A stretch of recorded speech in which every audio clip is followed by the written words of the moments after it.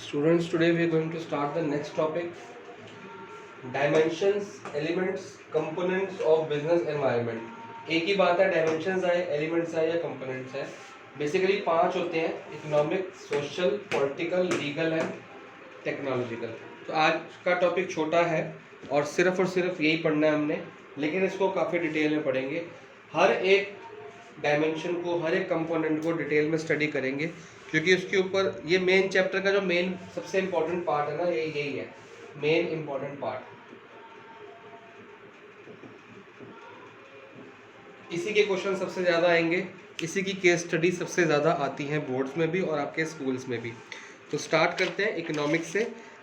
और आपको जो होमवर्क मिलेगा, पिछली क्लास का जो होमवर्क था 3.1 मैंने दी थी, उसका होमवर्क आपको आज सेंड कर दिया जाएगा.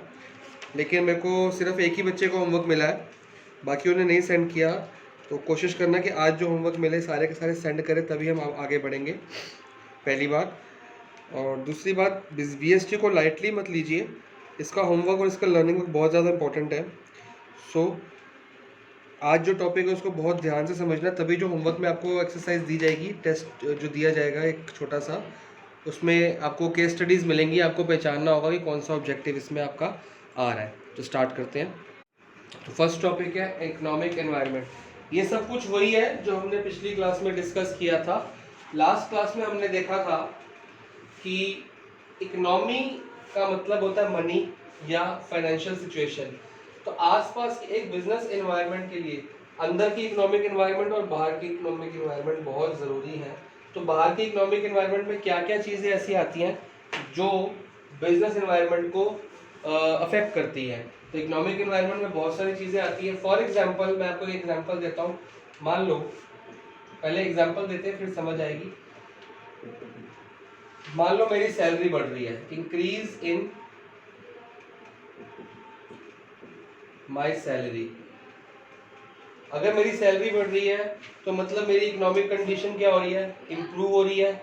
मेरी फाइनेंशियल कंडीशन क्या हो रही है, इम्प्रूव हो रही है. तो जब मेरी सैलरी इंप्रूव हो रही है, ये एग्जांपल मैंने लास्ट टाइम में दिया था. तो ऐसी कोई चीज़ होती है जो मैं अफोर्ड नहीं कर पा रहा था पहले, अब मैं वो ले सकता हूँ. तो क्या करूँगा, मेरी जो गुड्स, अगर मेरी सैलरी इंक्रीज होती है तो मेरी डिमांड क्या होगी, इंक्रीज इन डिमांड. ये हमने एक एग्जाम्पल 11th में इकोनॉमिक्स में पढ़ा हुआ है कि जब भी पर्सन की इनकम बढ़ती है, an increase in income leads to increase in demand for goods. बिल्कुल साथ में चलता है इसका डिमांड कर्व. तो increase in income leads to increase in demand for goods, तो वही मैंने लिखा है. तो जब मेरी सैलरी बढ़ी, मेरी सैलरी बढ़ने से किसी भी, मान लो शूज़ है, मैं शूज़ कंपनी में काम थोड़ी करता हूँ. मेरी तो खाली सैलरी बढ़ी, मैं तो कहीं और काम करता हूँ. मान लो बैंक में काम करता हूँ. अगर मैं बैंक में काम करता हूँ, मेरी सैलरी बढ़ गई तो मेरे पैसे एक्स्ट्रा आ गए. अब मेरे को शूज़ का शौक था, लेकिन मैं शूज़ ज़्यादा नहीं ले पाता था क्योंकि शौक तो था, पैसे नहीं थे. अब मेरी सैलरी काफ़ी बढ़ गई है, तो मैं सोचता हूँ यार हर महीने एक नया पेयर शूज़ का ले लिया करूँ, ताकि मेरे पास शूज़ की कलेक्शन अच्छी हो जाए. मेरा शौक है, तो अब मैं ये शूज़ ले सकता हूँ. मैं शूज़ की कंपनी में काम थोड़ी करता हूँ, मैं तो बैंक की कंपनी में काम करता हूँ. लेकिन शूज़ की कंपनी के बिजनेस एनवायरनमेंट में क्या होगा, increase in demand for shoes.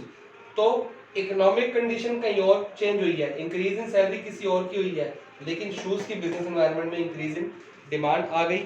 इसी तरह से शूज़ के अलावा हम कंज्यूमर गुड्स भी ले सकते हैं कि बाकी कंज्यूमर गुड्स में इंक्रीज इन डिमांड.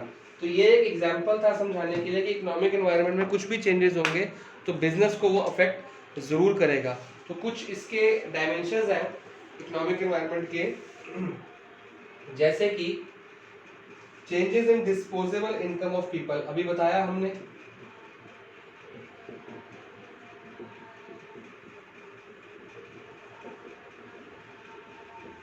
अगर डिस्पोजेबल इनकम वो इनकम होती है, हमने इकोनॉमिक्स में पढ़ा है, ये टॉपिक हमारा कैंसिल हो चुका है इस साल. डिस्पोजेबल इनकम वो जिसको हमने PDY करके निकाला, personal disposable income and national disposable income करके निकालना सीख रहे थे. तो होगा क्या, डिस्पोजेबल इनकम वो इनकम होती है जो हम खर्चा करने के लिए, यूज करने के लिए हमारा पड़ी होती है, कि जिसको हम या तो सेव करेंगे या तो हम खर्चा करेंगे. तो एट द इनकम, जो टैक्स टूक्स देने के बाद जो बचती है, जो हमने एट खर्चे के लिए यूज करनी है, फाइनल जो हमने खर्चा करने के लिए इनकम यूज करनी है, उसको डिस्पोजेबल. अगर ये इनकम राइज होती है अगर ये इनकम राइज होती है तो डिमांड क्या होगी, चीज़ों की बढ़ेगी, और अगर ये इनकम गिरेगी तो डिमांड क्या होगी, चीज़ों की गिरेगी। तो बेसिकली इकोनॉमिक फैक्टर में इनकम में चेंज आता है, इकोनॉमिक फैक्टर में तो चीज़ों की डिमांड में चेंज जरूर आएगा। अभी चेंज में दोनों चीज़ें आए थे, अपवर्ड एंड डाउनवर्ड दोनों, अपवर्ड भी एंड डाउनवर्ड दोनों। सेकेंड है इन्फ्लेशन रेट। ये सब याद करना है आपने, क्योंकि जब केस स्टडीज आएंगी, जब वैल्यू बेस्ड क्वेश्चन आएंगे, तो आपको जरूरी नहीं है कि सारे इसमें से कुछ भी खाली इन्फ्लेशन का क्वेश्चन उठ के आ जाएगा, खाली इनकम का क्वेश्चन उठ के आ जाएगा। तो आपको अगर याद होगा तो आप पहचान पाओगे भी कौन सी केस स्टडी है, कौन सा एनवायरनमेंट की बात हो रही है, कौन से डायमेंशन की बात हो रही है। इन्फ्लेशन रेट, इन्फ्लेशन होती है महंगाई भत्ता, कि महंगाई हर साल बढ़ती है, आप लोग देखते हो, तो चीज़ों की जो रेट्स में बढ़ावत होती है उसको इन्फ्लेशन कहते हैं। अब इन्फ्लेशन, अब ऑब्वियस सी बात है, किसी चीज़ का अगर प्राइस बढ़ रहा है तो उसकी डिमांड क्या होगी, घटेगी। हम 11th में पढ़ चुके हैं लॉ ऑफ डिमांड, कि अगर प्राइस बढ़ रहा है तो डिमांड घटती है, और अगर इन्फ्लेशन कम हो रही है, इन्फ्लेशन कम हो रही है, उसको डिफ्लेशन कहते हैं, इन्फ्लेशन नहीं कहते वैसे, लेकिन एक एग्जांपल है कि अगर प्राइस कम हो रहा है तो डिमांड बढ़ रही है। तो मतलब महंगाई बढ़ने से, अगर खाली महंगाई बढ़ती है, हमारी सैलरी नहीं बढ़ रही, तो डिमांड चीज़ों की घटेगी, और अगर महंगाई घट रही है, चीज़ें सस्ती हो रही है, तो डिमांड बढ़ेगी। इसमें मेरी इनकम नहीं आई, इनकम में खाली इनकम बढ़ाई थी, अब इनकम नहीं बढ़ा रहे, सिर्फ चीज़ों का प्राइस बढ़ रहा है, मेरी इनकम वही है तो डिमांड घटेगी, चीज़ें सस्ती होगी, मेरी इनकम वही है तो डिमांड बढ़ेगी। ठीक है, ये सब इकोनॉमिक्स में हम लोग पढ़ के आए हैं, तो ये भी दोनों तरह से इफेक्ट करती है। उसके बाद आता है इंटरेस्ट रेट। इंटरेस्ट देते हैं हम हमेशा लोन पे, इंटरेस्ट हमेशा हम लोन पे देते हैं। मान लो मेरे को कार खरीदनी है, या मेरे को हाउस खरीदना है, घर खरीदना है या कार, अब ये दोनों बहुत महंगी आइटमें हैं। ज्यादातर हम लोग कार जब खरीदते हैं, घर खरीदते हैं, तो क्या लेते हैं, लोन, जिसकी हमको क्या भरनी होती है, ईएमआई, इसको किस्त भी कहते हैं। तो ईएमआई क्या होती है, इजी मंथली इंस्टॉलमेंट।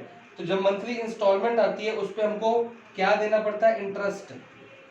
जब भी आप ईएमआई, आप लोग के फादर ईएमआई कोई ना कोई किसी ना किसी चीज की जरूर भरते होंगे, तो ईएमआई उनसे पूछना, ईएमआई होती क्या है। ईएमआई होती है आपने जितने अमाउंट का लोन लिया है उसका कुछ पार्ट, जितने अमाउंट का लोन लिया उसका कुछ पार्ट, उसको प्रिंसिपल मूल पार्ट कहते हैं, प्लस इंटरेस्ट। ईएमआई के अंदर ये दो चीजें होती है। मान लो 5 लाख का लोन लिया है, तो ये 5 लाख कैसे कैसे देंगे आप, हर मंथ देंगे, तो 5 लाख का कुछ पार्ट यहाँ पे जाएगा, हर महीने 5 लाख का कुछ ना कुछ पार्ट प्रिंसिपल में ऐड होता रहेगा, और उस पार्ट के ऊपर इंटरेस्ट भी ऐड होता रहता है। तो हर महीने आपको क्या देना पड़ता है, इंटरेस्ट। तो जब किसी कंपनी, अगर मान लो इंटरेस्ट रेट बढ़ गए, इंटरेस्ट रेट बढ़ गए, मतलब कि अगर लोन लेने पे, अगर 10 लाख का लोन लेना है, तो पहले इंटरेस्ट रेट था अगर 9% पर एनम, मतलब 10 लाख के लोन पे एक साल में कितना हो गया, 90,000 रुपए देना पड़ता था।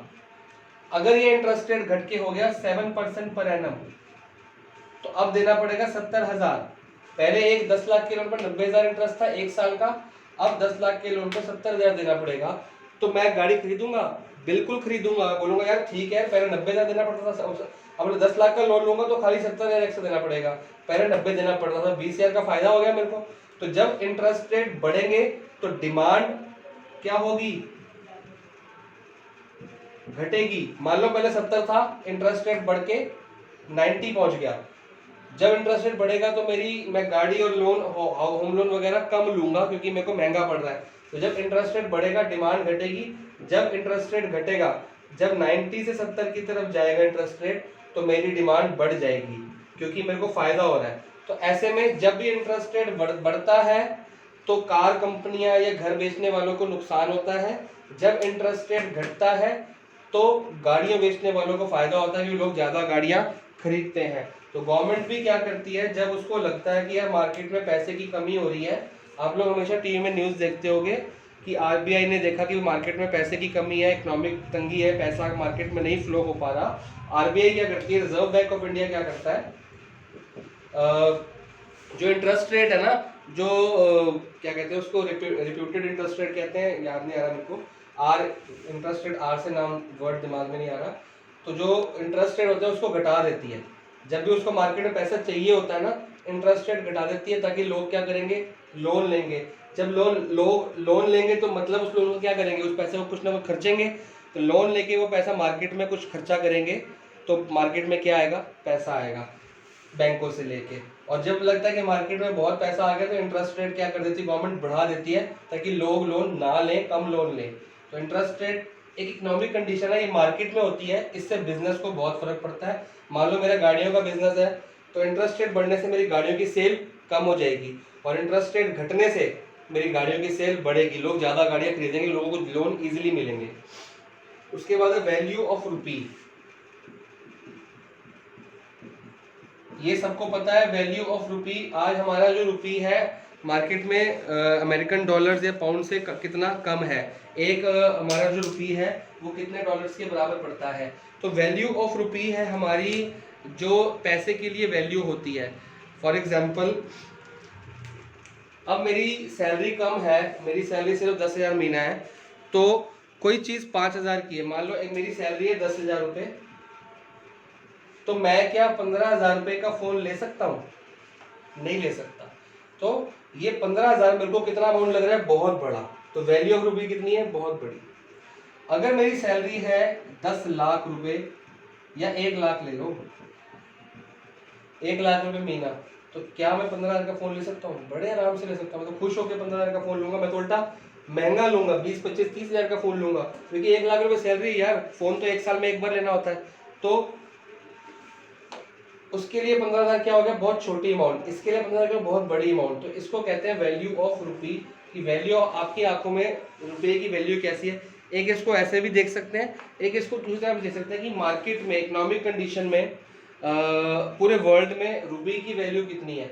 अगर रुपये की वैल्यू घट रही है एज कम्पेयर टू डॉलर या एज कम्पेयर टू पाउंड, अगर रुपये की वैल्यू घट रही है मतलब क्या हो रहा है, महंगाई बढ़ रही है। अगर रुपये की वैल्यू बढ़ रही है तो मतलब महंगाई घट रही है। जब भी रुपये की वैल्यू बढ़ रही होगी तो मतलब महंगाई घट रही है, मतलब चीज़ों की डिमांड क्या हो रही है, बढ़ रही है। रुपये की वैल्यू घट रही है मतलब महंगाई बढ़ रही है, तो डिमांड क्या हो रही है, घट रही है। ठीक है, तो ये आपने सोचना है। आपको इसकी डिटेल में नहीं जाना, ये डिटेल आपको ऑलरेडी क्वेश्चन में पूछी जाएगी।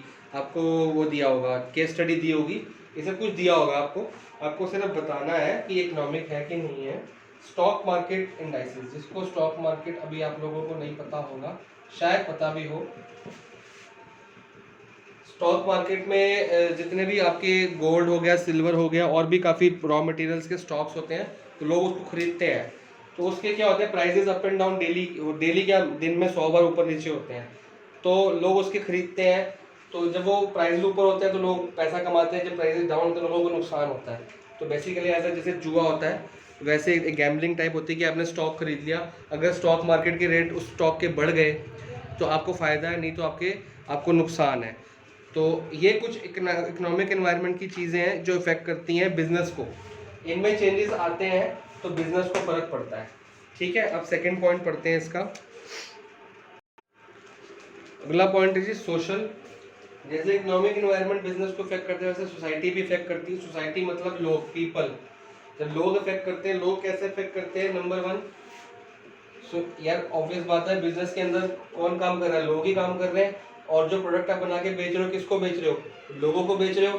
किसी लोग से खरीद के किसी लोग को बेच रहे हो, और अंदर कौन लोग चेंज कर रहा है, उसको बना कौन रहा है, वो भी लोग ही हैं। तो लोग मतलब सोसाइटी। सोसाइटी इफेक्ट करती है बिजनेस को, बिल्कुल करती है। कस्टम्स एंड ट्रेडिशंस, इंडिया में या इंडिया के बाहर बहुत सारे रिलीजन हैं, बहुत सारे कस्टम्स हैं, बहुत सारी कास्ट हैं, बहुत सारे ट्रेडिशंस हैं। तो हर कस्टम के अपने अपने त्योहार हैं। तो जब दिवाली आएगी तो आपके ग्रीटिंग कार्ड्स हो गए, लाइट्स हो गई, क्रैकर्स हो गए, और बहुत सारी चीज़ें दिवाली पे, मिठाइयाँ हो गई, कपड़े हो गए, एंड गाड़ियाँ हो गई, मेटल्स की आइटम हो गई। कितनी सारी चीज़ें हैं जिसकी डिमांड बढ़ जाती है क्योंकि एक कस्टम या ट्रेडिशन या एक त्यौहार, फेस्टिवल आ रहा है। इसी तरह से होली आती है तो कलर्स का, पिचकारियों का और बहुत सारी चीज़ों का जो जो अपना जो होली पूजते हैं उनके जो पूजा होती है उसका सामान एंड बहुत सारी चीज़ों का ट्रेंड आ जाता है, तो उसकी सेल बढ़ जाती है, तो लोग वो अपॉर्चुनिटी लगाते हैं। जो लोग नॉर्मल दुकानों वाले होते हैं तो वो होली के दिनों में कलर्स वगैरह बेचना शुरू कर देते हैं। इसी तरह से रक्षाबंधन आती है एंड 15 अगस्त आती है, इसमें काइट्स एंड फ्लैग्स वगैरह का ट्रेंड बढ़ जाता है। तो ये सारी चीज़ें बिजनेस को इफेक्ट करती हैं। तो हमारे इंडिया में या इंडिया के बाद जो भी कस्टम्स एंड रिलेशंस होते हैं वो बिजनेस को अफेक्ट करते हैं। सेकंड आता है जी, सेकंड पॉइंट है जी इसका वैल्यूज। वैल्यूज होता है जी हमारी क्या वैल्यूज है, क्या प्रिंसिपल्स हैं, हम कैसे लोग हैं। तो हम लोग क्या चाहते हैं कि मार्केट में कोई चीज़ मिले तो बहुत सारी वैरायटी की मिले और हमें कोई रोक टोक ना हो कि हम यहाँ से खरीदे वहाँ से खरीदे। तो ये वैल्यूज़ जो होती हैं ये बिज़नेस को बहुत इफेक्ट करती हैं। अगर हमारे पास वैल्यूज़ नहीं होंगी, अगर वैल्यूज़ होती हैं तो हमको पता ना वो क्या खरीदना क्या नहीं खरीदना। हम अगर मार्केट में जाते हैं तो वहाँ पे वेस्टर्न ड्रेसेस भी होती हैं and formal dresses, Indian dresses भी होती हैं। तो हमारी ये वैल्यूज़ हैं कि अगर मैं किसी बैंक में जॉब करता हूँ तो मैं वहाँ जीन्स पहन के नहीं जाऊँगा, मैं वेस्टर्न ड्रेस पहन के नहीं जाऊँगा, मैं फॉर्मल्स पहन के जाऊँगा। क्यों पहन के जाऊँगा? Because it's a values. ठीक है ना।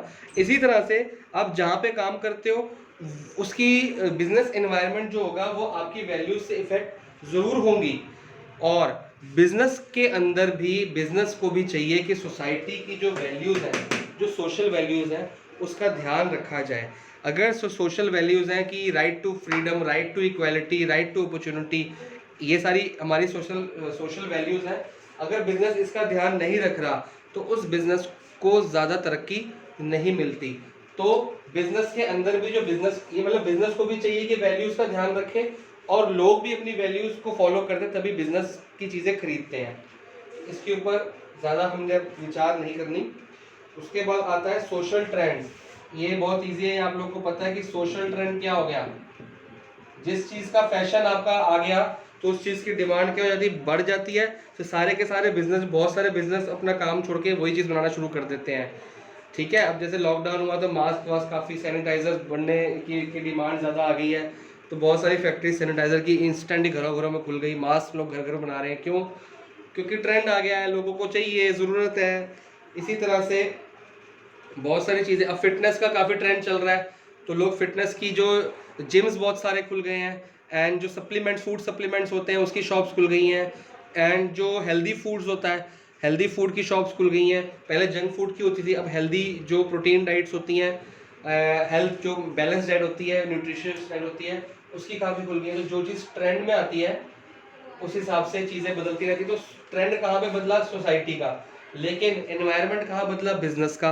क्योंकि लोगों ने जिम का बिजनेस खोलना शुरू कर दिया, न्यूट्रिशंस फूड्स के बिजनेस खुल गए, सप्लीमेंट्स के बिजनेस खुल गए। तो सोसाइटी में कुछ चेंज हुआ तो बिजनेस में चेंज हो गया। Societies expectation from business, social expectations कह सकते हो इसको आप।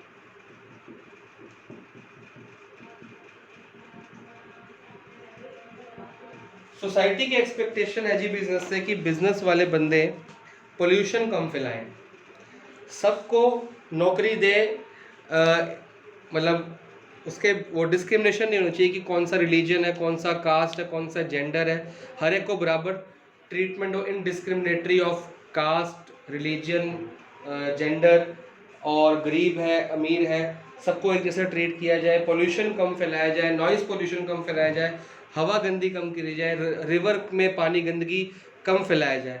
तो सोसाइटी बिजनेस से ये एक्सपेक्ट करती है, तो बिजनेस को ये एक्सपेक्टेशन पूरी करनी चाहिए। तो ये कुछ 3-4 पॉइंट मेरे को समझ आए थे, बुक में दिए हैं। आप इसके अलावा अपने आप से और भी पॉइंट्स ऐड कर सकते हो कि सोसाइटी में क्या क्या चेंजेस आ रहे हैं। आपको पॉइंट्स कहाँ से मिलेंगे? जब हम केस स्टडीज पढ़ेंगे तो आपको इसके अलावा और भी कुछ पॉइंट्स मिल जाएंगे। तो थर्ड पॉइंट पढ़ते हैं, दैट इज पॉलिटिकल एनवायरनमेंट। तो पॉलिटिकल इन्वायरमेंट का मतलब है कि देश में पॉलिटिकल या इलेक्शंस या कौन सी गवर्नमेंट है या पॉलिटिक्स में कौन से लोग हैं वो बिजनेस को इफेक्ट करते हैं कि नहीं करते? बिल्कुल करते हैं जी।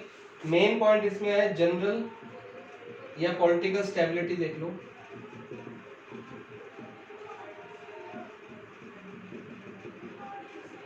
पॉलिटिकल स्टेबिलिटी मतलब कि एक गवर्नमेंट अगर आ गई है हमें पता है कि कोई भी गवर्नमेंट अब आई है तो वो 5 साल तो राज करेगी।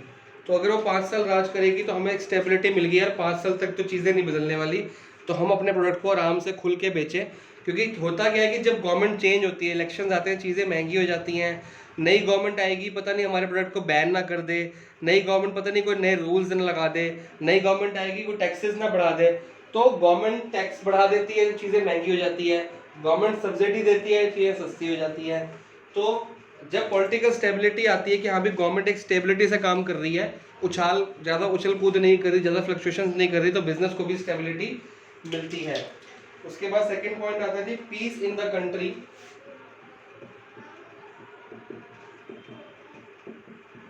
अगर कंट्री में शांति है तो चीज़ों की डिमांड हमेशा बढ़ती है, और अगर कंट्री में ज़्यादा लड़ाई झगड़े हो रहे हैं, दंगे फसाद हो रहे हैं, तो चीज़ों की डिमांड हमेशा घटती है। क्योंकि दंगे फसाद जब होंगे तो घरों से बाहर तो निकलोगे नहीं चीज़ें खरीदने। अब मान लो लॉकडाउन ही है, तो लॉकडाउन में हम अपने कपड़े खरीदने तो जा नहीं रहे, क्योंकि कपड़ों की शॉप्स ही बंद है। मान लो खुल भी गई तो इस टाइम हमारी प्रायोरिटी क्या है? इस टाइम हमारी प्रायोरिटी है जी अपनी ज़रूरतों को पूरा, खाने पीने की और जो रोज़मर्रा की जो नेसेसिटीज़ है उसको पूरा किया जाए, इंस्टेड कि हम जो फिजूल की जो हमारी ख्वाहिशें हैं उनको पूरा किया जाए। जब कंट्री में पीस रहता है तो हर चीज़ की डिमांड बढ़ती है, आप सब कुछ खरीदने को तैयार हो, नॉर्मल आपका मन में शांति रहती है, खुश रहते हो आप। तो ये पीस कब होगा? जब पॉलिटिकल एनवायरनमेंट ठीक होगा। वरना अगर पॉलिटिकल एनवायरनमेंट ठीक नहीं होगा तो लोग आपस में लड़ेंगे, दंगा फसाद होगा। उसके बाद आता है attitude of government towards business. तो गवर्नमेंट एटीट्यूड लेते हैं शॉर्ट फॉर्म में। अगर गवर्नमेंट किसी बिजनेस को अच्छा मानती है कि हाँ यार ये बिजनेस अच्छा है, इसका प्रोडक्ट तो बड़ा अच्छा है, लोगों को बड़ा फायदा करता है ये प्रोडक्ट, पर ये महंगा बहुत है, कि प्रोडक्ट अच्छा है, लोगों का फायदा है, लेकिन ये महंगा बहुत है, तो गवर्नमेंट क्या प्रोवाइड करती है? सब्सिडी दे देगी। गवर्नमेंट सब्सिडी दे देगी तो उसका रेट क्या हो जाएगा? उसका रेट गिर जाएगा। गवर्नमेंट सब्सिडी रेट गिर जाएगा, लोग तो डिमांड क्या हो जाएगी उसकी डिमांड इंक्रीज हो जाएगी। जब रेट गिरेगा तो डिमांड इंक्रीज हो जाएगी। सब्सिडी गवर्नमेंट नहीं देगी। गवर्नमेंट चाहती है कि ये प्रोडक्ट बिके तो सब्सिडी देगी, रेट गिरेगा, डिमांड बढ़ेगी। लेकिन अगर गवर्नमेंट चाहती है कि ये चीज़ बेकार है, ये हानिकारक है, तो गवर्नमेंट उस पर टैक्स लगा देती है। टैक्स से क्या होता है? रेट या प्राइस क्या होता है उसका? बढ़ जाता है। तो जब प्राइस बढ़ेगा तो ऑब्वियस सी बात है डिमांड क्या हो जाएगी? गिर जाएगी। तो सब्सिडी जब गवर्नमेंट देती है तो रेट या प्राइसेस क्या होते हैं? गिरते हैं, और डिमांड क्या होती है? बढ़ती है। और जब टैक्स लगाती है तो गवर्नमेंट के एटीट्यूड के ऊपर बहुत सारी चीज़ें डिपेंड करती हैं कि गवर्नमेंट किसको कैसा एटीट्यूड देती है। इसके अलावा मेन 3 पॉइंट्स ये बुक में दिए हैं, लेकिन बुक में और नीचे बहुत सारे पॉइंट्स भी दिए हुए हैं, जैसे कि लेवल ऑफ पॉलिटिकल मोरालिटी, कि पॉलिटिकल लोगों की सोच कैसी है, पॉलिटिकल सिस्टम कैसा है, पॉलिटिकल इंस्टीट्यूशन कैसे हैं, एजुकेशन के बारे में पॉलिटिक्स का क्या राय है। तो ये सब कुछ नीचे लिखा हुआ है, आप जब बुक खोलेंगे आपको पता लग जाएगा, छोटे छोटे पॉइंट इसमें है। Let's move on to 4th point, that is legal environment.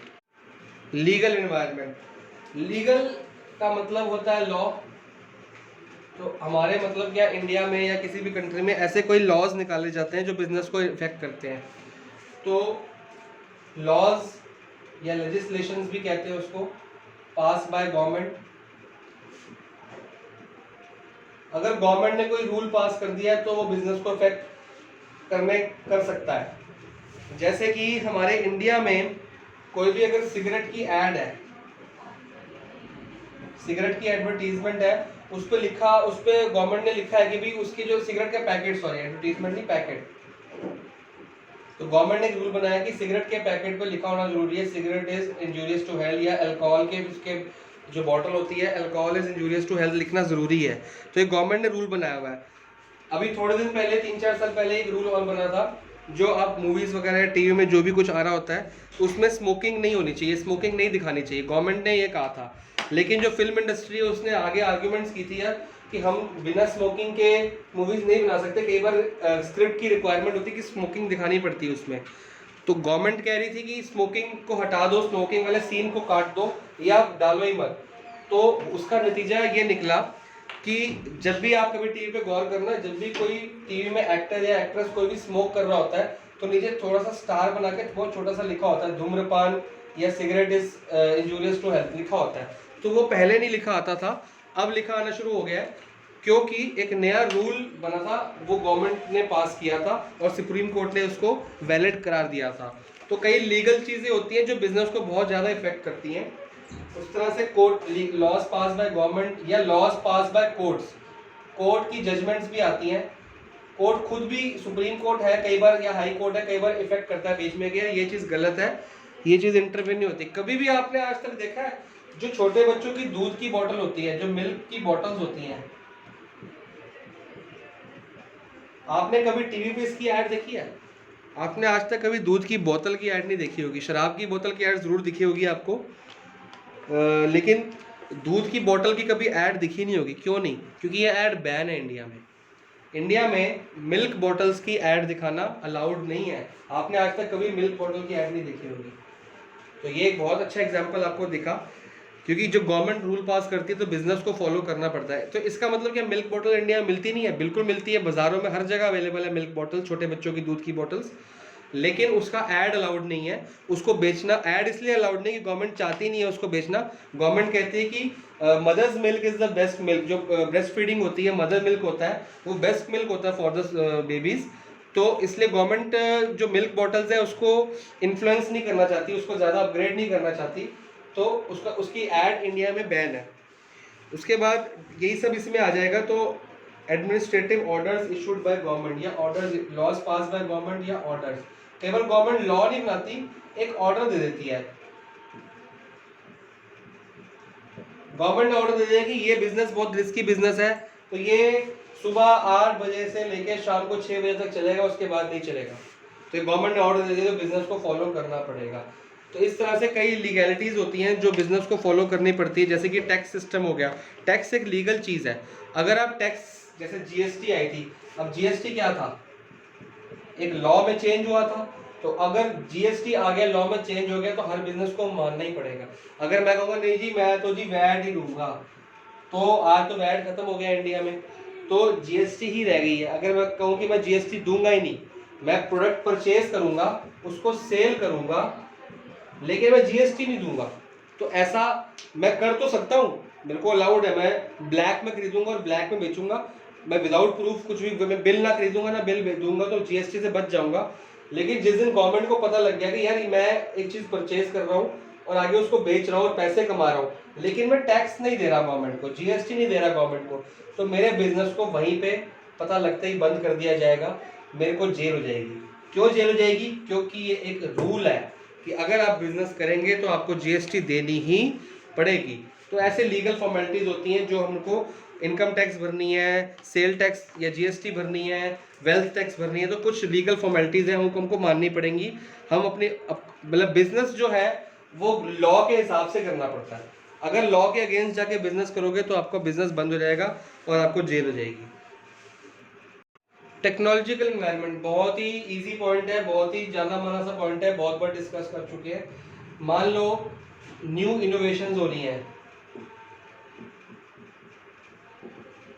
New innovation से नई तरह की कोई मशीनरी निकल गई, नई तरह की कोई दवाई निकल गई, नई तरह की कोई साइकिल निकल गई, नई तरह की गाड़ी निकल गई, या नया तरह का फोन निकल गया।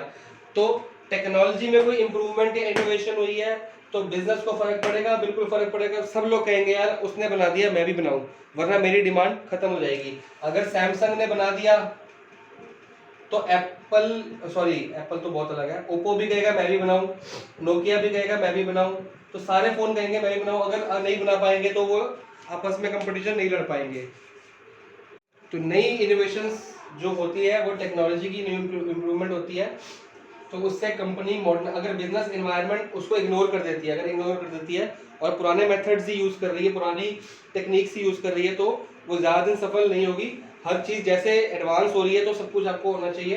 तो मॉडर्न मेथड्स एंड टेक्नोलॉजीज। पहले ना ब्रेड बनती थी ना, हाथों से बनती थी, हाथों से, पैरों से, और आदमी लोग खुद बनाते थे। आजकल जो ब्रेड बनती है ना वो बनती है मशीन पे। तो जब ये मशीन आई होगी तो बहुत महंगी रही होगी क्योंकि नई नई आई थी, उस टाइम ये थी इनोवेशन। फिर ये बन गया मेथड कि हाँ भाई ब्रेड बनानी है तो मशीन से ही बनानी है। ये नई टेक्नोलॉजी आ गई। आज भी मैं कहूँ कि मैं तो हाथ से बनाऊंगा जी, तो मेरे को चाहिए बहुत सारी लेबर, उनको देनी पड़ेगी बहुत सारी सैलरी। वो बहुत सारी लेबर भी मिलके ना ब्रेड कितनी बनाएंगी, इतनी सी, क्योंकि बहुत सारे लेबर को टाइम ज़्यादा लगता है। लेकिन एक मशीन ब्रेड कितनी बना देगी, इतनी सारी। तो मेरे को क्या फ़ायदा है इतने सारे लेबर को सैलरी देने से अच्छा एक मशीन ना लगा लूँ। महंगी जरूर है, एक बार का खर्चा है ना, उसके बाद तो रोज़ मेरे को बहुत सारी ब्रेड बना के देगी।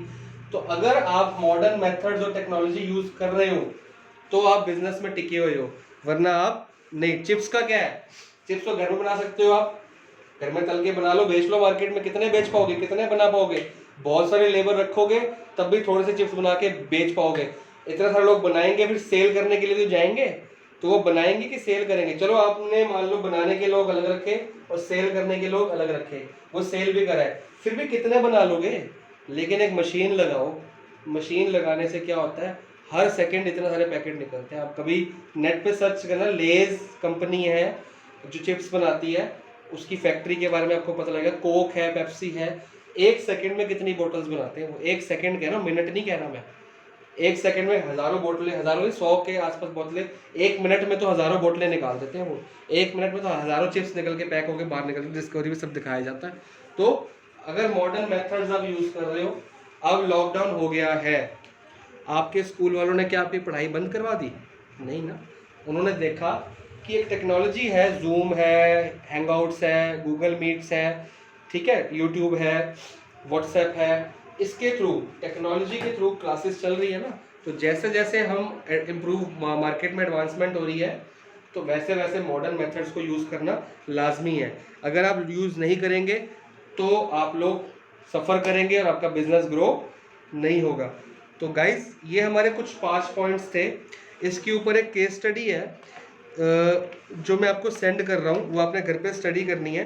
वो केस स्टडी भी पढ़नी है और टोटल 17 क्वेश्चंस हैं, 17 क्वेश्चंस हैं, जिसका आंसर आपने मेरे को, आज है अपना थर्सडे, आपने मेरे को सैटरडे से पहले पहले भेजना है। और जिन लोगों ने लास्ट होमवर्क नहीं भेजा उनको वो भी भेजना है, वो 3 क्वेश्चंस जो थे। टोटल 20 क्वेश्चंस हो गए। जिन्होंने भेज दिया वो 17 भेजेंगे, जिन्होंने नहीं भेजा वो 20 क्वेश्चंस का सारा होमवर्क भेजिए। प्लीज़ बिजनेस स्टडीज़ को लाइटली मत लीजिए। ये एक ऐसा सब्जेक्ट है जो चाहे तो आपकी अकाउंट्स की, आपकी मैथ्स की और आपकी इकोनॉमिक्स की, तीनों की मेहनत पे पानी फेर सकता है। मेहनत आपने वहाँ पे की, रिजल्ट उनका अच्छा आ गया, बिजनेस स्टडीज़ का रिजल्ट अच्छा नहीं आया तो आपकी जो परसेंटेज डाउन कर देता है कई बार। तो इसके ऊपर ध्यान देना बहुत ज़रूरी है। इसका सिलेबस बहुत कम है पर इसमें मेहनत बहुत ज़्यादा है, इसमें लर्निंग वर्क ज़्यादा है, इसमें केस स्टडीज समझने का काम ज़्यादा है। तो मैं एज अ ट्यूटर आपको खाली समझाने का काम नहीं करूँगा, समझाऊंगा तो सही, साथ साथ आपको लर्न कराऊंगा, टेस्ट ले लेके रटवाऊंगा। एक तरह से आपको नवंबर दिसंबर तक रट जाए ना हर चीज़, तो मेरा काम खत्म है। फिर आप लोग फ्री हैं, जितना मर्जी पढ़ाई करते रहिए। तो मेरा काम है कि बिजनेस स्टडीज़ आपको दिमाग में लर्न हो जाए, आपको एग्जाम में बर्डन नहीं है कि हमको लर्न करना है, आपको सब कुछ आता हो। तो ये मेरा काम है, वही कराऊंगा कि आपको बिजनेस स्टडीज़ के बोर्ड के एग्जाम में प्रॉब्लम ही ना आए। आप कहोगे हमको तो बिजनेस स्टडीज़ को छोड़ो, वो तुमको रटी हुई है।